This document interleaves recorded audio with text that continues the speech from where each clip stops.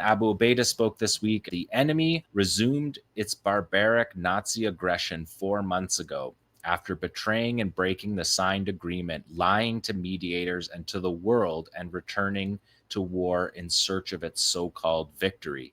21 months summarized in the steadfastness of our fighters and of our people.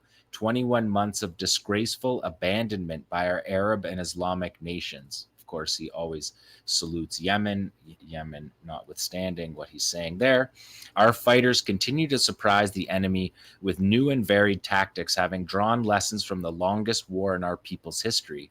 They have carried out bold, unique, and high-level operations. We are proud of our fighters, and we are deeply aware of the pain and suffering endured by our wounded people, whose pain we live with day by day. Our enemy is supplied by the most powerful, oppressive forces in the world with endless convoys of weapons and ammunition, while the regimes and powers of the Arab and Islamic nations look on in silence.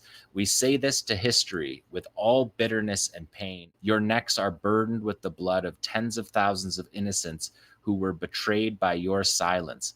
May the eyes of the cowards never sleep. Salutations to the free people of the world who are striving to show solidarity with Gaza, to break the siege, and to lift the oppression on our people by all means.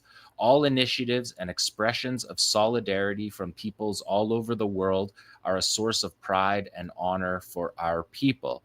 And he signed off with kisses to the heads of all the elders of our patient and steadfast people. The Abu Obeida's speech was very harsh on the Arab states and the Arab leaders and the governments. He's not saying the people, of course. We're at a point right now that is very, very scary and is a real precipice for widespread catastrophe amongst children, civilians, the weakest members of society, the smallest members of society. And there's a lot that the neighboring governments could do. Israel's dependent on fuel shipments. They're dependent on food shipments. They're dependent on weapons shipments that come on ships that could be stopped. There's many ways that the Arab states could be participating in stopping this war, and they've chosen the opposite. I was talking with a colleague yesterday, and I would say I was naive